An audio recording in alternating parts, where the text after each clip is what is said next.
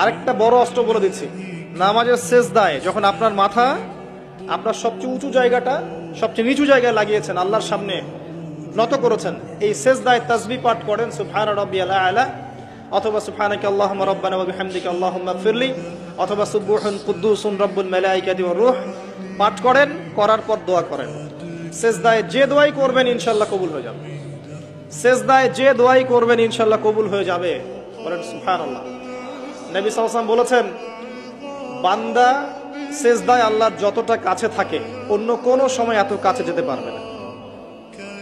আর আমরা কি করে টুক করে সেজদা দিয়ে টুক করে উঠে যাই, একটা দোয়া করার সুযোগ পাই না, চান্সও দেই না। সেজদায় দোয়া কবুল হয়, প্রত্যেকটা সেজদায় একটা করে দোয়া করেন না, একটা করে দোয়া করেন। আরবিতে দোয়া করতে পারলে সবচেয়ে ভালো, যেগুলো কোরআন এবং সুন্নাহ থেকে সাব্যস্ত।